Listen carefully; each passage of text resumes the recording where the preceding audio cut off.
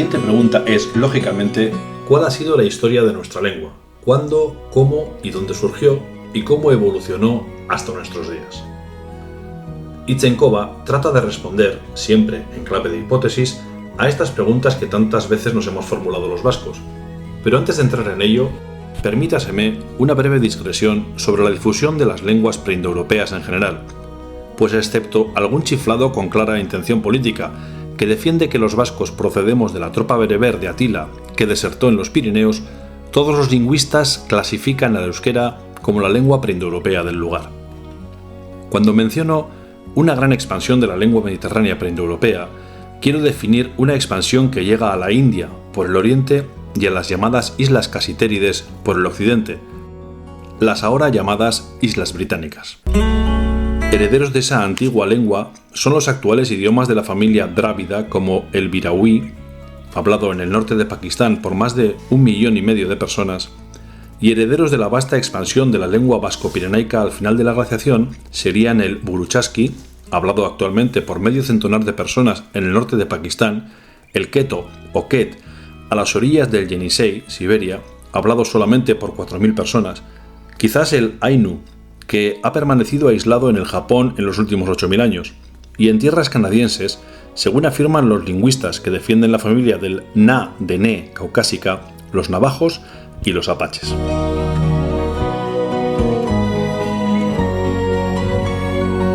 En esta familia entran también, por supuesto, algunas lenguas del Cáucaso y de la familia bereber.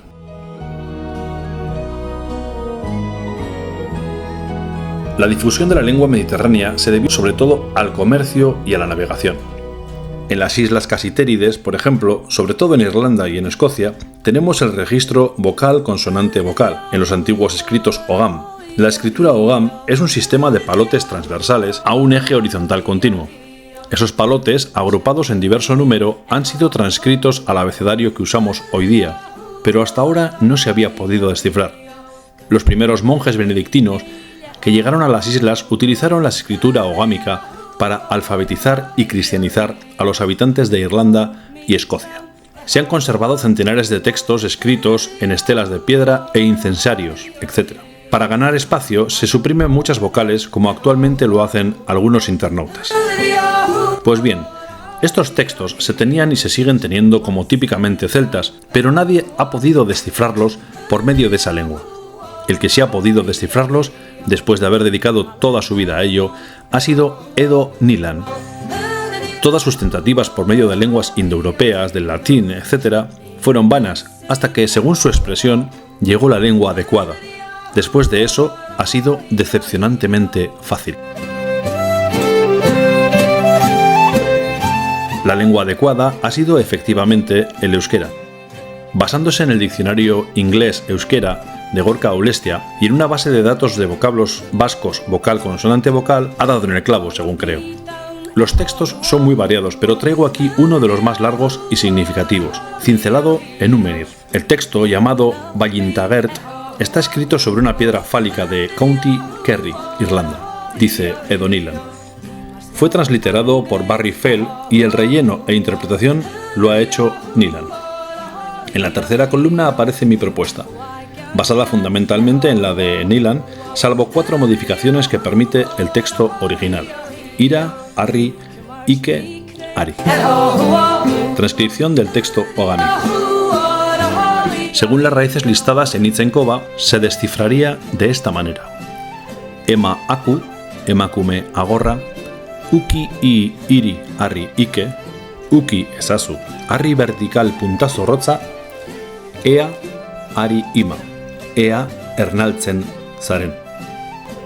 Mujer estéril, toca la piedra vertical puntiaguda a ver si resultas embarazada.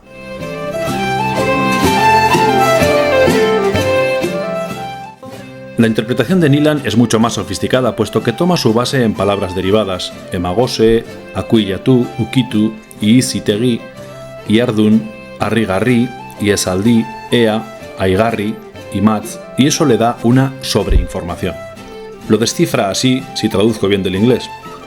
Estimula tu deseo sexual tocando tu parte secreta e invierte un tiempo maravilloso para huir fatigosamente del refugio Zarzo. Es conocida la costumbre de que la mujer, deseosa de un embarazo feliz, frote su vientre en las piedras fálicas. Me parece que el texto redactado por los benedictinos no carece de cierto escepticismo o sorna respecto al poder de ese rito. Creo que en la primera frase, Ema Aku está compuesta de ago u, carente de principio, es decir, estéril, agor, y que la última palabra, Ari Ima, es una inversión de Ama Ari, madre activa. Esto último abre la puerta a una hipótesis interesantísima con respecto a la relación de ambos vocablos, Ari Ama, Amari. Aparte de las interpretaciones que se puedan hacer de los textos ogámicos, ¿quién es el responsable de ese lenguaje isleño de vocal-consonante-vocal tan alejado del indígena continental? Tal sistema lingüístico es típico del habla mediterránea, y es probablemente que lo introdujeran los navegantes del mar Egeo, troyanos, cretenses, que venían en busca de estaño a las Casitérides, puesto que en esos pueblos ya se había iniciado tempranamente la Edad del Bronce. Pero puede ser también que la primera colonización fuera la de la cultura almeriense, es decir, una colonización a través de la península ibérica, según la memoria colectiva que perdura en las islas. Si, como hemos señalado, el lenguaje mediterráneo dejó sus raíces en el euskera, unas 10 raíces de las 40 que he computado, es lógico que se puedan traducir esos textos por medio del euskera.